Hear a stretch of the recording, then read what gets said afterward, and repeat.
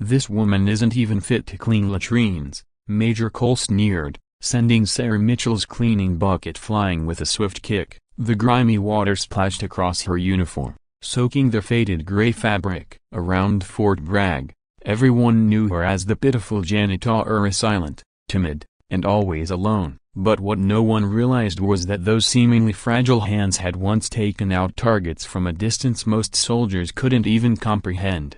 Unbeknownst to them, the woman quietly wiping their floors used to be a phantoma, an elite marksman who had vanished from one of the most secretive military units ever assembled. And when that truth finally emerged, Major Cole would regret the day he crossed her path. Welcome to another gripping installment from Mana Drama Nest. Think you know who Sara really is? Drop your wildest theories below. Closest guess gets exclusive spoilers from next week's episode. Cole slammed his coffee mug onto the mahogany conference table, the sound slicing through the sterile stillness of the briefing room like a gunshot. "This place is a disgrace," he growled, his steely eyes narrowing at the freshly polished surface Sara had just finished. Sunlight poured in through the tall windows, throwing sharp shadows across his lined face as he shoved a stack of neatly arranged papers onto the floor.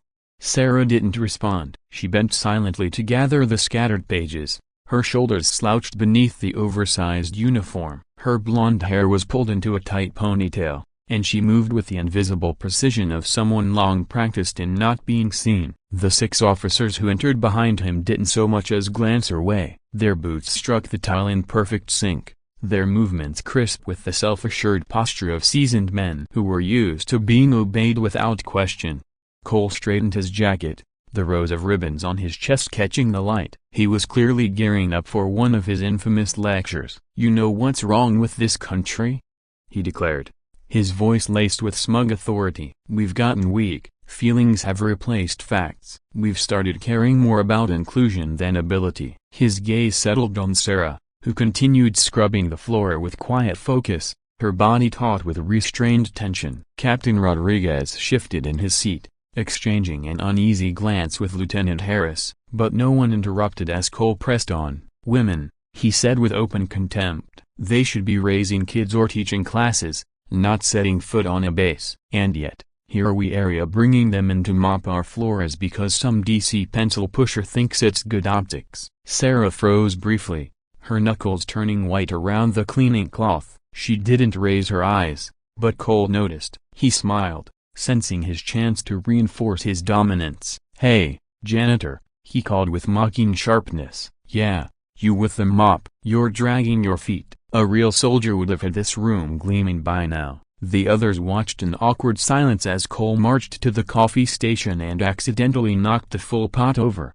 Dark coffee spilled in a wave across the floor Sara had just cleaned, steam curling into the air as it mingled with the scent of disinfectant.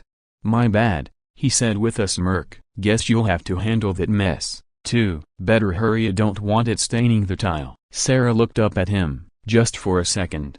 But in that moment, Cole caught a flicker in her eye as something cold and focused. Not submission, not fear, something else entirely. Something disturbingly familiar. "Yes, sir," she murmured, her voice barely audible as she reached for her mop. But Cole wasn't done proving his point. He strolled over to the weapons display case that spanned the far wall, unlocking it with his personal key. Inside sat an M4 Carbonia, infamous among the staff for its persistent jamming problem that had disrupted training the day before. He pulled the rifle out, checked the safety, and turned back to the group with a predator's grin. "This right here," he said, running his hand along the weapon. "This is what real strength looks like. Precision, power, the line between a soldier and a civilian." His eyes fell on Sara again. "I doubt our little floor scrubber has even touched a firearm before. Isn't that right, sweetheart?" Without warning, he tossed the rifle to the floor at her feet. It clattered loudly across the wet tile, drawing startled looks from the other officers. "There you go," Cole said sarcastically. "Better clean that off, too, and careful that it's not some toy from the bargain bin." Sara stared at the weapon in silence, motionless except for a faint tremble in her hands. The room went still. The soft hum of the air system and the distant rhythm of marching boots were the only sounds. Cole folded his arms, clearly pleased with the tension he had stirred. Then something shifted. Instead of hesitating or simply wiping the rifle, Sara reached out and picked it up. Her movements were calm, confident, instinctive. Her fingers found the magazine release, ejected the empty mag with mechanical precision, and examined the rifle with the care of someone who had done it 1,000 times before. The room changed. The officers leaned forward, alert. Sara's posture straightened, her breathing steadied, and the uncertainty seemed to vanish from her frame like mist burned off by the sun. With practiced precision that bordered on machine-like, Sara Fields tripped the rifle in under half a minute. Each component was placed on the floor beside her with meticulous care and perfect alignment. Major Cole's confident grin began to falter as he watched her work. All her hands moved with the effortless expertise of someone who had spent countless hours mastering every part of the weapon. She quickly located the cartridge that had been jamming the mechanism, something that had stumped the armory Texa, and removed it using a swift twist of her cleaning rod. Then, without hesitation, she began putting the weapon back together. The rapid, crisp clicks of metal locking into place echoed through the silent room like gunfire. No one said a word. There was nothing casual or lucky about her movements. They were the kind of deliberate, skillful motions no janitor should know, yet Sara performed them flawlessly. When she finished reassembling the rifle, she conducted a function check with the poise of a seasoned soldier, verifying each component, securing the safety, and then setting the rifle down gently, like someone who truly respected its power. The room remained frozen. Every man present sat in stunned silence, trying to make sense of what they'd just seen. Sara stood slowly, her posture straightening into something unmistakably military. Despite the drab, ill-fitting uniform, she now carried herself with unmistakable authority. Then, for the first time since the incident began, she looked Major Cole directly in the eye. "That rifle had a double feed malfunction caused by a worn extractor spring," she said clearly, her voice cutting through the quiet like a blade. There was no tremor in her tone now, only certainty. "And someone tampered with the trigger group, likely tried to adjust the pull weight without proper calibration tools. If it had been fired in that state, it could have resulted in catastrophic failure, possibly lethal." The question hung unspoken in the air. How could she possibly know that? Who had trained her with such advanced knowledge of weapon systems, and why? Cole's face paled slightly as he stared at the weapon now resting on the floor, fully functional and expertly handled. The smirk that had once dominated his expression was gone, replaced by a grim mix of disbelief and rising anger. Around him, the other officers remained motionless, their eyes darting between Cole and Sara like spectators caught in a game whose rules had just shifted dramatically. "That's not possible," Cole muttered at last, though the conviction in his voice was gone. "You're just a janitor. You mop floors, take out the garbage. You're not a broken bar qualified to handle military-grade weapons. Certainly not with that kind of detail." Sara didn't flinch. She stood tall, hands clasped behind her back in the unmistakable stance of parade rest. Everything about her posture, presence, poise radiated the quiet confidence of someone who had been trained to command, not obey. "My brother taught me," she said evenly, offering no further details. Her eyes didn't leave his. Cole's cheeks flushed with a mix of embarrassment and fury as he realized the humiliation he tried to orchestrate had completely unraveled. The energy in the room had shifted. Even his subordinate Tessa, once silently complicit, now looked at Sara with something that might have been a broken bar respect. "Your brother?" Cole snapped, trying to claw back control. His laugh was loud and forced. "What is he, some wannabe warrior who plays weekend sniper at the local shooting range? Did he give you lessons between beers and burgers behind your trailer?" The insult spilled from him with the bitterness of a man trying desperately to regain footing. His voice, normally composed and authoritative, now sounded defensive. But despite the sharpness of his words, they landed with a dull thud. Sara didn't flinch, didn't look away. Instead, she tilted her head slightly, watching him with an unnerving focus that made his skin crawl. Captain Rodriguez cleared his throat, shattering the tension like glass. "Sir, maybe we should move on with the morning briefing," he suggested, keeping his tone carefully neutral, hoping to redirect the escalating situation. But Cole wasn't ready to let go. He had spent years building his authority, controlling rooms through fear and intimidation. Being challenged so openly by a woman he had dismissed as a mere janitor was more than his ego could take. "No," he said sharply, his voice regaining some of its earlier edge. "We settle this now." He turned and stormed toward a secure storage locker in the corner of the room. His hands worked the combination lock with forceful urgency. Inside was a collection of cutting-edge military gear equipment so advanced and valuable that most soldiers never even got near it. From the bottom shelf, he pulled out a disassembled sniper rifle, an elite system used by top-tier marksmen. Every part of it gleamed with precision craftsmanship. This wasn't standard issue. This was the kind of tool used in missions that never made it into official records. Cole turned back towards Sara, the weapon in hand, and the unspoken challenge hanging thick in the air. The weapon laid out before them wasn't just complex, it was intimidating, even among experienced military personnel. Handling this rifle required high-level certification and training. It had been fully disassembled for cleaning, its components resting in a foam-lined case like a puzzle made of metal, glass, and elite engineering. "This," Cole announced, placing the heavy case on the conference table with a definitive thud, "is a real military weapon, not some basic service rifle any grunt can figure out. This is a precision platform used by the best marksmen in the world. Years of training go into mastering it." The officers leaned in, their professional curiosity overtaking the awkward tension that still lingered. Even in pieces, the rifle commanded respect. Its custom barrel, precision machine parts, and advanced optics represented hundreds of thousands of dollars in military investment.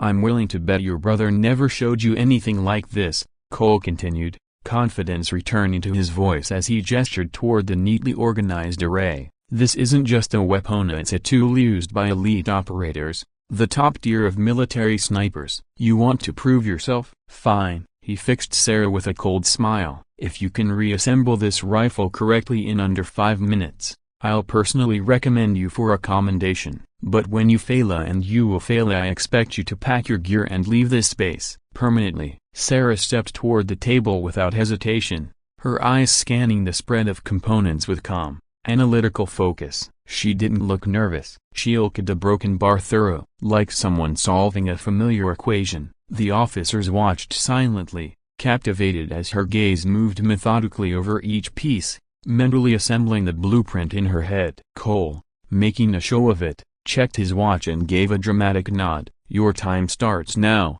he said, voice hard with certainty. "And for your sake, don't damage anything. You'll be paying for this out of your salary for the next 20 years. But the moment Sara reached for the first component, something changed. It was subtly but unmistakable. The hesitancy vanished. Her movements became smooth, assured. She wasn't guessing. She was remembering. With fluid precision, she began assembling the rifle. The bolt and firing mechanism came together first, each part locking into place with mechanical certainty. The audible clicks seemed louder in the silent room, punctuating her progress. She didn't rush all, but she never slowed. Her pace was steady, practiced. The officers leaned in closer, drawn by the hypnotic rhythm of her movements. Every action she took seemed instinctive, her fingers moving with the kind of muscle memory that came from repetition, not theory. She seated the barrel in one fluid motion, aligned the scope mounts with effortless ease,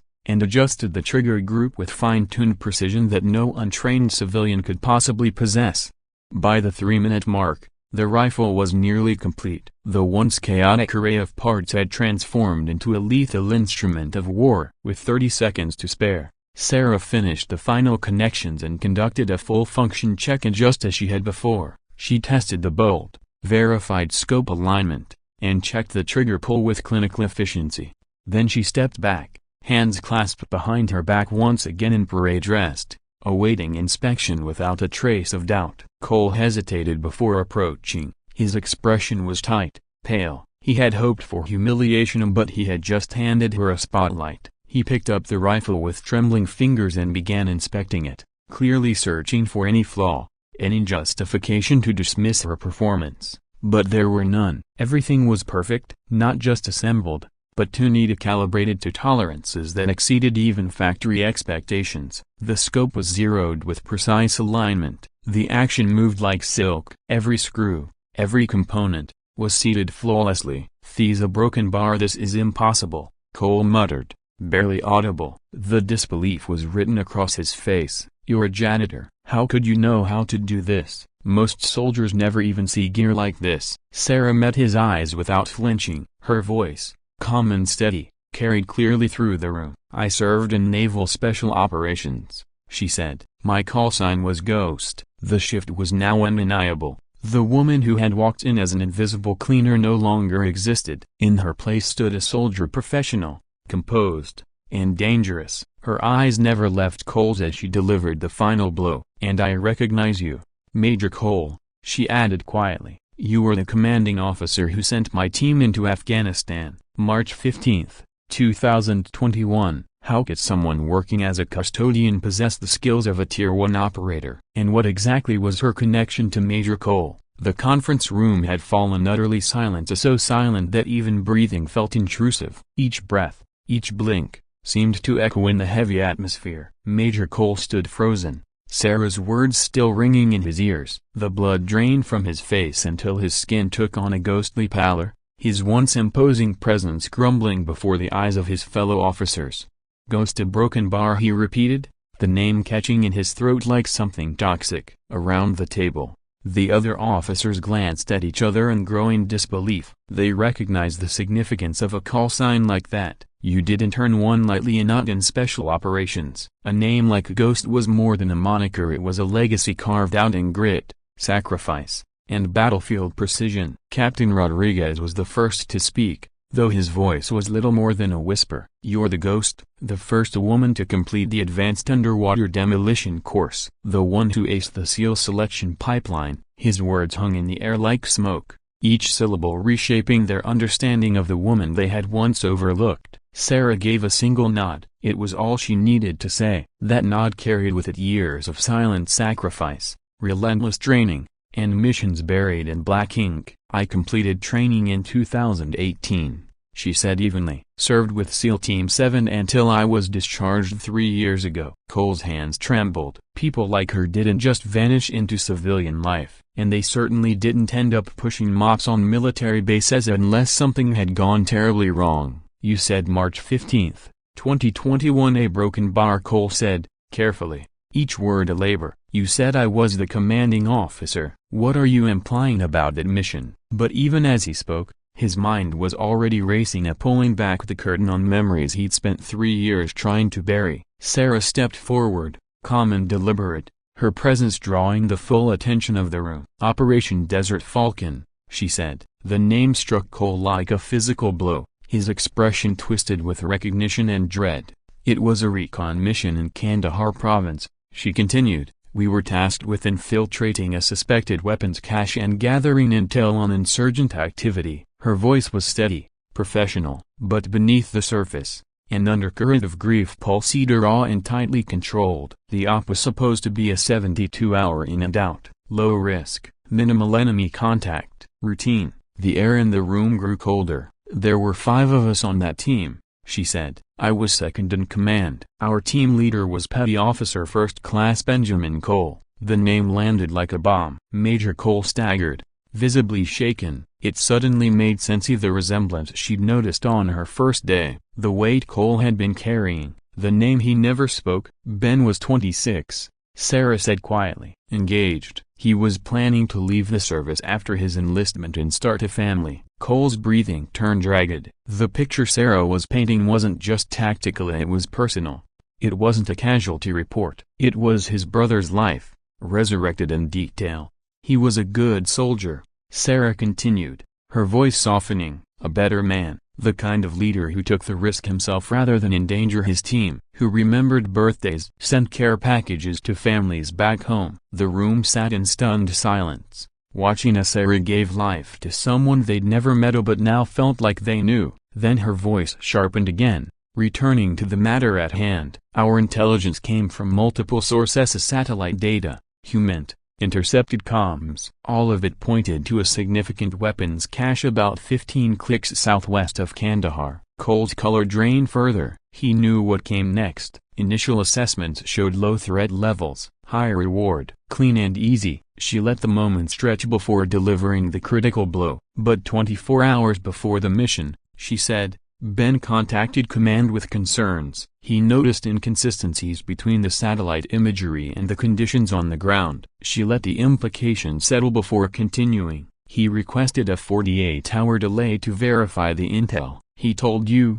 specifically, that the compound seemed too quiet, too clean, too easy. Cole collapsed into the nearest chair, the memory crashing over him like a wave. He remembered Ben's voice on the linea, calm but cautious, and he remembered his own, dismissive, impatient, under pressure to show results and meet operational deadlines. I told him to proceed, Cole whispered, the confession clawing its way out. I said the timeline was non-negotiable, that delays weren't acceptable. Sara looked directly at him, her voice now cold as steel. 6 hours after the team infiltrated the compound, they walked into a trap. She paused. It wasn't just a weapons cache, it was bait, a kill zone. It was a trap, Sara said, her voice even but laced with unmistakable pain. A deliberate setup to lure and eliminate U.S. Special Operations personnel. No one moved. No one spoke. Ben and 3 other operators were killed almost instantly during the first wave of contact.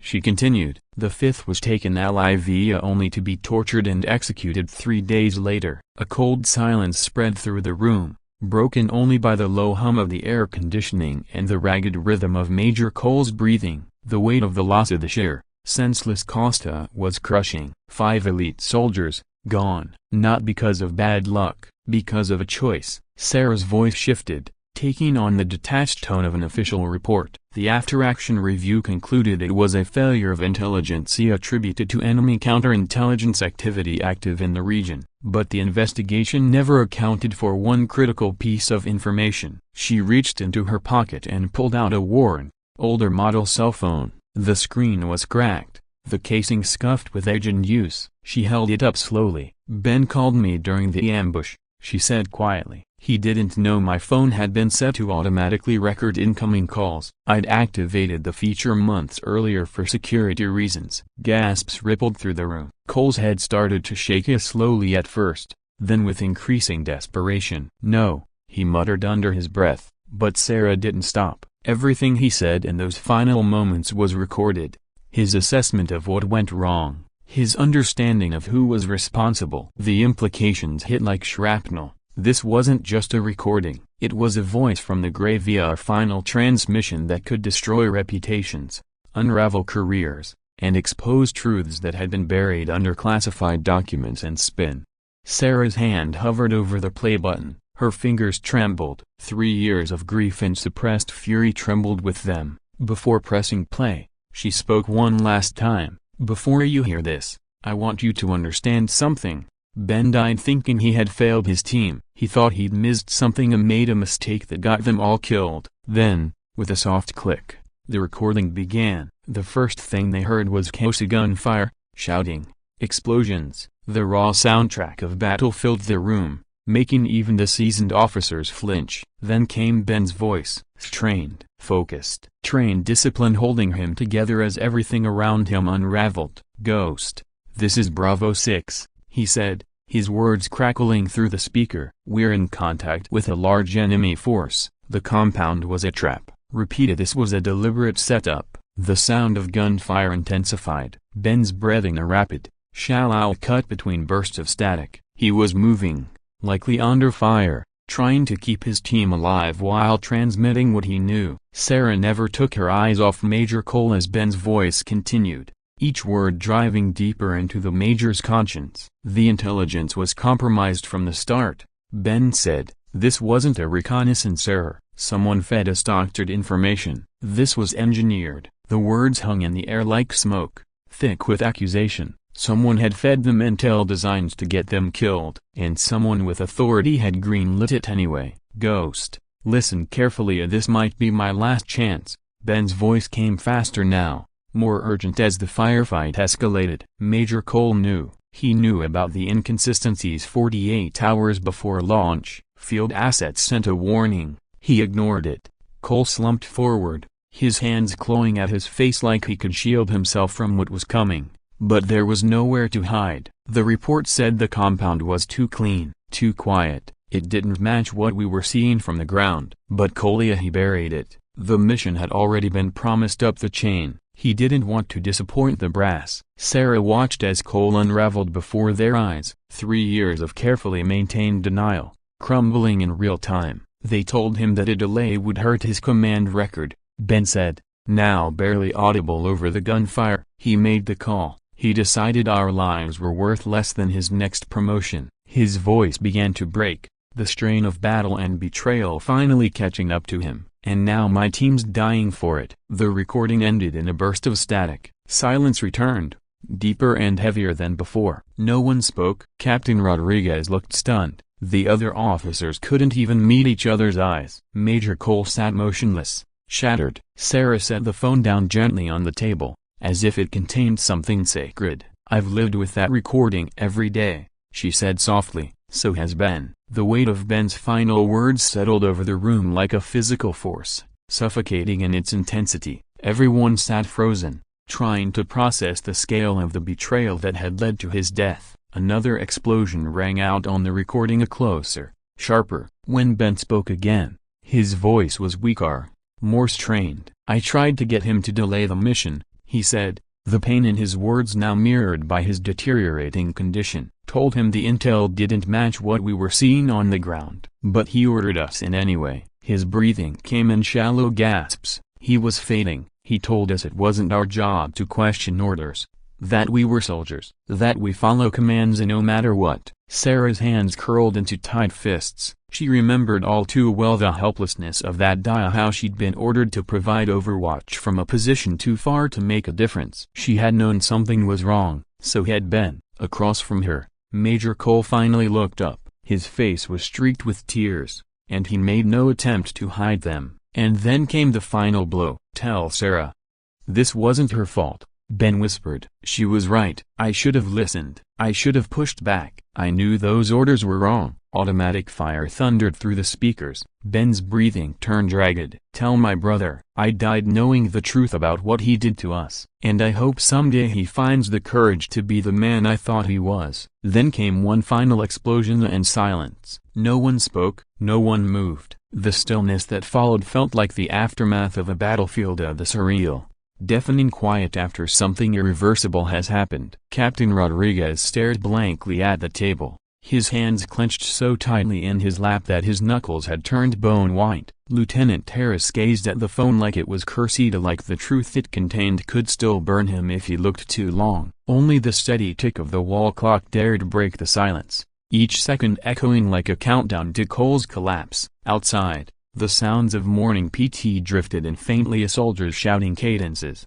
boots pounding in rhythm, a reminder that the machine marched on, indifferent to the destruction inside this room, indifferent to the man unraveling within it. Cole looked like he had aged 10 years in 10 minutes. His face had gone pale, lips trembling. His shoulders began to shake, not from cold, but from sobs he could no longer suppress. The truth had landed with all its weight, and he couldn't bear it.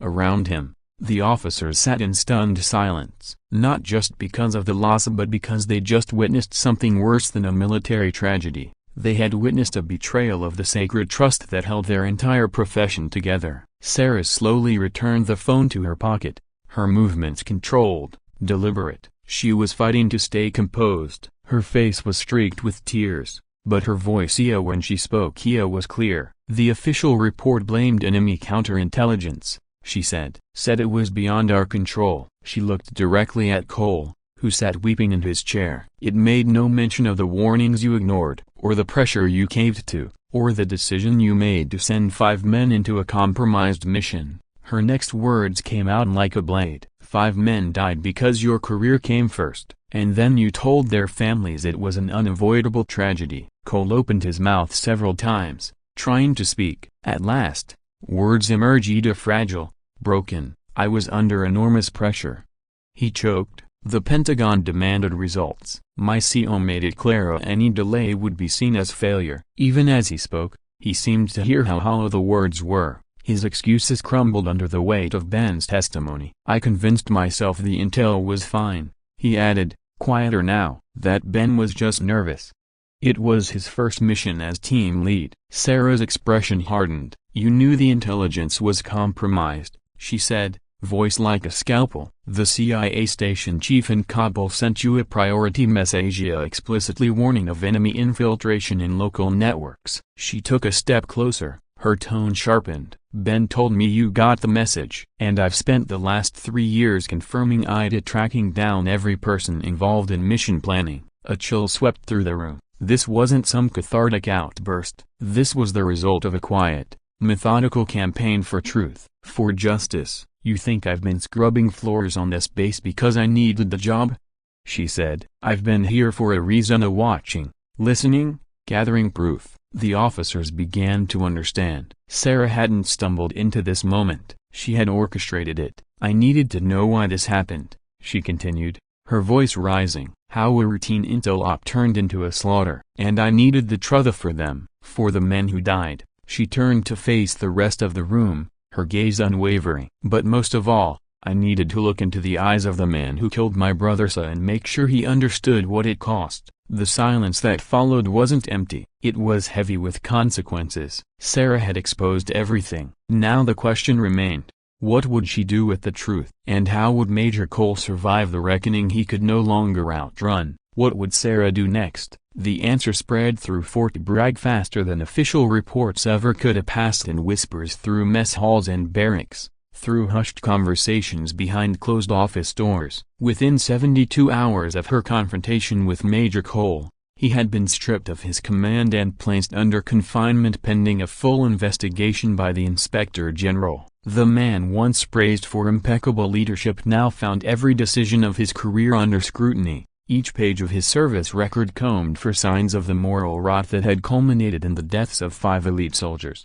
The respect Cole once commanded had curdled into pity and something closer to contempt. The truth had shattered the official story of an unavoidable combat loss, and the base could no longer look at him without seeing betrayal. Sara, meanwhile, returned to her janitorial rounds with the same quiet presence that had allowed her to observe unnoticed for years. But something in her had shifted. Those who knew the truth saw it in her posture straighter now, her steps more purposeful. The burden she'd carried was lighter, but not gone. The truth had come out, justice had been served. And yet, satisfaction still eluded her. The ache of loss remained. Ben and his teammates were still dead, and though Cole had been exposed, the void left behind wasn't filled by accountability. For 3 years, carrying their memory had been her mission, her identity. Now that mission was over, and she found herself uncertain of what came next. 3 weeks after Cole's arrest, a formal summons arrived. Sara was ordered to report to Brigadier General Harrison,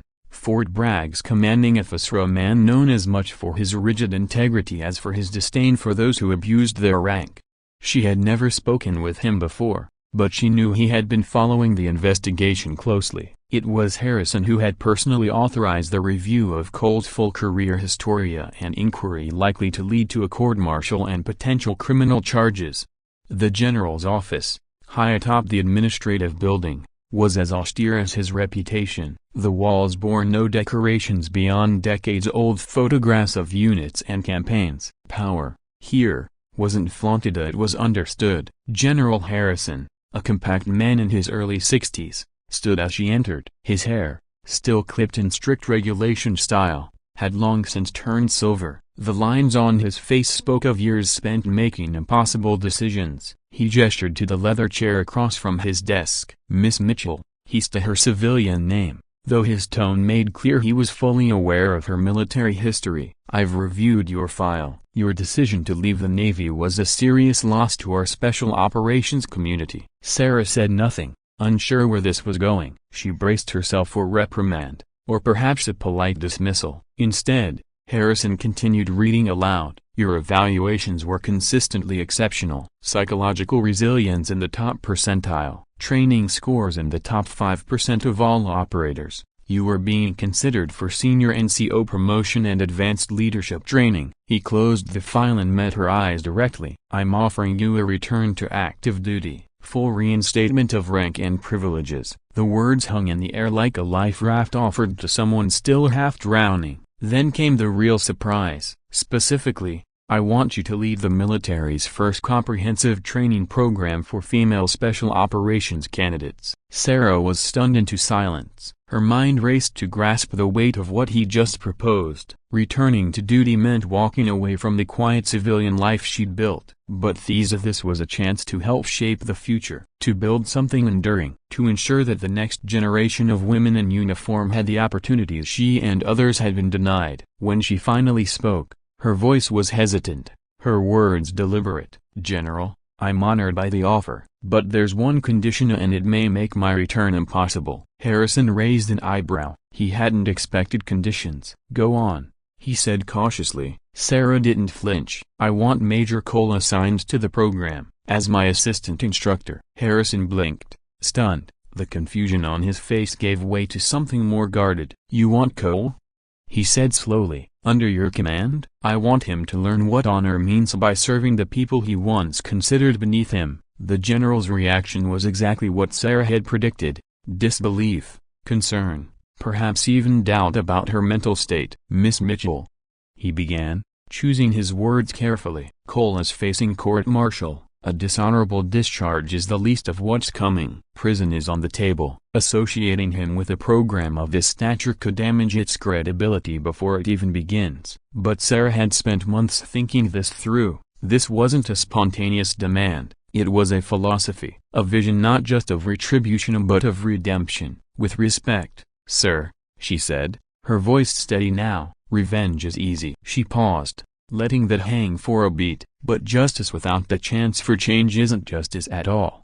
Cole destroyed lives. He should be held accountable, but maybe, just maybe, he should also be given the opportunity to rebuild something greater than what he tore apart." "I could have destroyed Major Cole," Sara said, her voice calm but deliberate. "Exposed everything in a way that left no chance of recovery, and I would have been justified." She paused, the weight of her words settling in the silence between them. "But that wouldn't bring back Ben, or the others.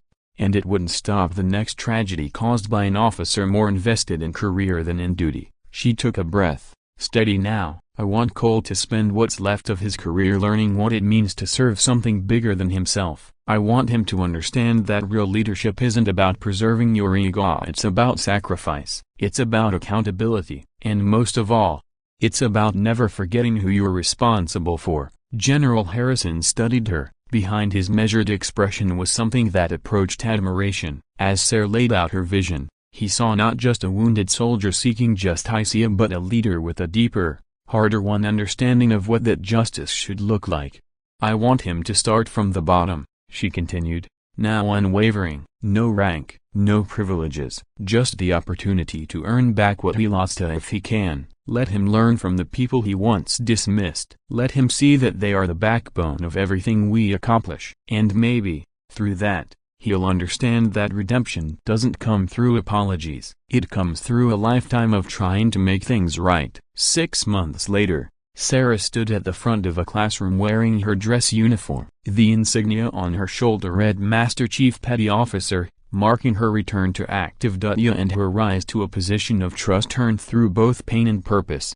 Before her sat 24 women of the first cohort in the military's expanded Special Operations Training Program. They came from every corner of the country, from infantry, logistics, intelligence, and even civilian transfers. What united them wasn't experience, it was grit. At the back of the room, dressed in a plain instructor trainee uniform with no rank displayed, stood David Cole. He looked older, leaner, humbled. In the past 6 months, his court-martial had stripped him of rank and permanently closed the door on future promotions. His wife had filed for divorce. He attended mandatory therapy to confront the arrogance, entitlement, and unresolved trauma that had led to his catastrophic failures. But what stood out most in his expression wasn't bitterness, it was the faint, almost imperceptible spark of understanding, of humility, maybe even growth. When Sara began her opening lecture, she concluded with a letter one Ben Cole had written to his fiancée copyright just weeks before his death. Her voice was steady as she read it aloud.